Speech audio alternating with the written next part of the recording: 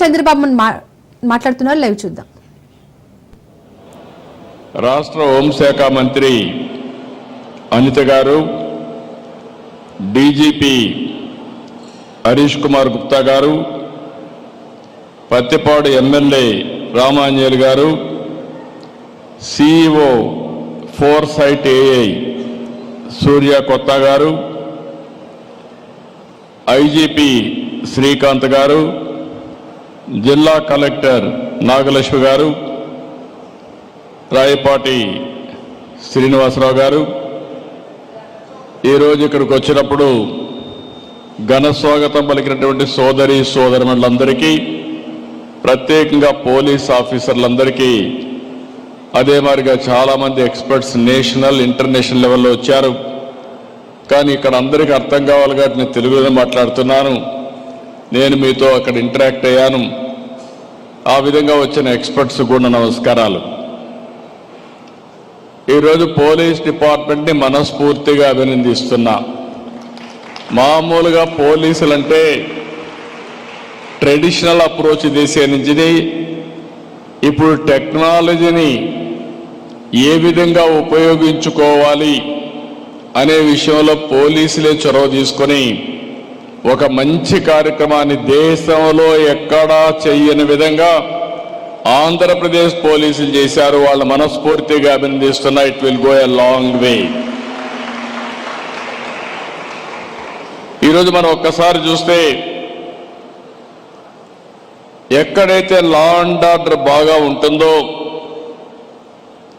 ఎక్కడైతే criminal activities లేకుండా ఉంటాయో అక్కడే అభివృద్ధి బాగా జరుగుతుంది.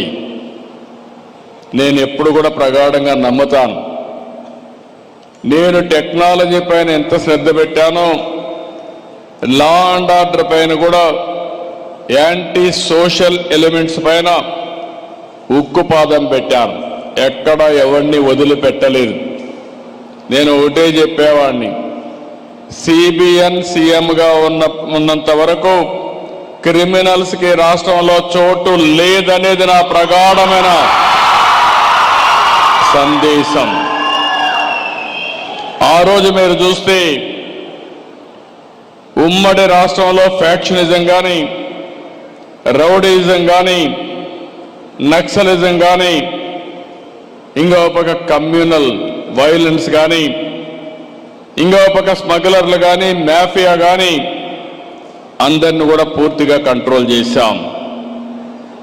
నేను ఎప్పుడు కూడా ఎప్పటికప్పుడు టెక్నాలజీ కూడా ఉపయోగించుకోవాలి.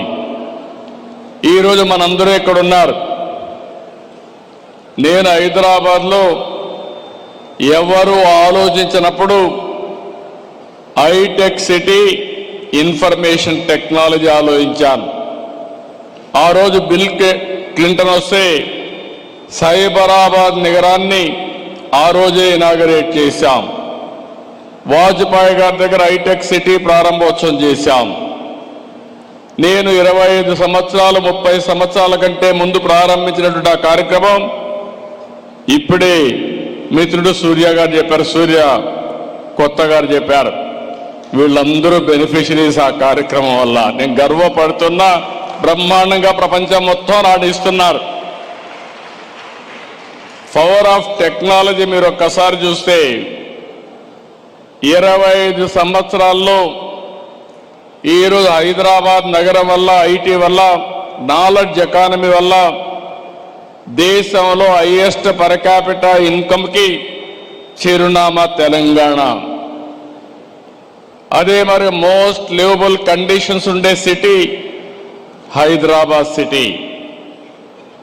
ఈరోజు ఇవన్నీ చూసిన తర్వాత, రాష్ట్ర విభజన తర్వాత ఆలోచించాను మళ్ళీ నెక్స్ట్ లెవెల్కి వెళ్ళాలని. 2023లో government of India quantum mission పెట్టారు. కానీ ఇంతవరకు పెట్టారు కానీ ముందుకు పోయే సమయంలో నేను చొరవ తీసుకున్నాను. ఫస్ట్ టైం మళ్ళీ క్వాంటమ్ వ్యాలీ కింద ఆర్టిఫిషియల్ ఇంటెలిజెన్స్కి ప్రాధాన్యత ఇచ్చి రాబోయే రోజుల్లో ప్రపంచం మొత్తం తెలుగు వారి సత్తా ఏంటో చాటబోతున్నామని మీ అందరికీ విజ్ఞప్తి చేస్తున్నా. ఇక్కడ స్టూడెంట్స్ అంతా ఉన్నారు. ఈరోజు ఇక్కడ ఉండే స్టూడెంట్స్ మీరు ఒక్కసారి గుర్తుపెట్టుకోవాలి. ఒకప్పుడు మనం చదువుకుంటే ఉద్యోగాలు వచ్చేటివి కాదు. అదే సమయంలో ఈరోజు మీరు చూస్తే ఒకప్పుడు నేను ఇంటింటికి చెప్పేవాడిని, పేరెంట్స్ చెప్పేవాడిని, మీ పిల్లలకు ఎంత ఆస్తి ఇస్తారనేది ముఖ్యం కాదు, మీ పిల్లల్ని బాగా చదివించండి, ఐటీ చేయించండి, తద్వారా రాబోయే రోజుల్లో మీరిచ్చిన దానికంటే 100 రెట్లు ఆస్తి సంపాదించే తెలివితేటలు మన పిల్లలకు వస్తాయని నేను చెప్పాను. ఎన్నో సంవత్సరాలు కాలేదు, 25 ఏళ్ళు. ఈరోజు ప్రపంచంలో మీరు ఎక్కడికైనా వెళ్ళండి, ఏ దేశానికి పోయినా అక్కడ తెలుగువాడు ఉంటాడు. ఇంకో పక్క ప్రపంచంలో ఎక్కడైనా పాష్ లొకాలిటీ, మంచి డెవలప్ అయిన మంచి లొకాలిటీకి పోయి అక్కడ తెలుగులో గట్టిగా అరిస్తే చుట్టుపక్కల రోజులు గ్యాదర్ అయ్యే పరిస్థితి వస్తుంది. అది తెలుగుదేశం పార్టీ ఈరోజు ప్రపంచం మొత్తం తెలుగు వారి యొక్క శక్తిని, సామర్థ్యాన్ని నిరూపించాం. ఒక్క మాటలో చెప్పాలంటే ప్రపంచంలో ఈరోజు హైయెస్ట్ పర్ క్యాపిటా ఇన్కమ్ సంపాదించే వ్యక్తులు ఇండియన్స్ అయితే అందులో 35% తెలుగు వాళ్ళు ఉన్నారంటే అది మనం వేసిన ఫౌండేషన్ తప్ప ఇంకోటి కాదు. ఈరోజు నిన్న మొన్న కూడా నేను మాట్లాడాను, స్టూడెంట్స్ అంతా ఉన్నారు. మీరు ఒకటి గుర్తుపెట్టుకోవాలి, కొంతమంది మాట్లాడుతున్నారు ఏ వస్తే ఉద్యోగాలు పోతాయి కాబట్టి చదువు కూడా మానేసి ఇంట్లో కూర్చున్నామని. అది సొల్యూషన్ కాదు. నేను అందుకే ఒక మాట చెప్పాను, మనమందరం కూడా ఒక ఇన్స్పైరింగ్ టైంలో ఉన్నాం. ఇక్కడ ఉండే స్టూడెంట్స్కి మీకు అందరికీ విజ్ఞప్తి చేస్తున్నా, ఈరోజు మీరందరూ గుర్తుంటే ఆలోచిస్తే ప్రభుత్వం అంతా కూడా ఏ విధంగా నేను ఆలోచిస్తున్నానని ఒక విషయం చెప్తున్నాను మీకు. భారతదేశానికి ఆధార్ ఉంది. ప్రతి ఒక్క స్టూడెంట్ యొక్క ఆధార్ ద్వారా ప్రతి ఒక్క వ్యక్తి యొక్క ఐడెంటిటీ ఆటోమేటిక్గా చేస్తారు. రెండో పక్కన స్టూడెంట్స్ అయితే అభయ్ ఉంది. దీని ద్వారా చిన్న క్యారియర్ వరకు ట్రాక్ చేసే సిస్టమ్ వస్తుంది. మూడోది ఫ్యామిలీ అంతా కూడా ఒకటిగా మనం ఐటీలో కానీ చేయగలిగితే ఫ్యామిలీ యాజ్ యూనిట్ ఐడెంటిఫై చేస్తాం.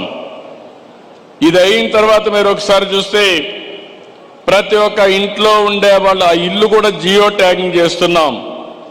రేపు ఏదైనా విపత్తు వస్తే నాకు ఎవ్వరూ చెప్పక్కర్లేదు, నేరుగా డ్రోన్ ద్వారా ఏ సహాయం పంపించాలన్నా వాళ్ళ ఇంటి పైకి నేను పంపించే అవకాశం వచ్చిందని చెప్పి కూడా నేను మీకు తెలియజేస్తున్నా.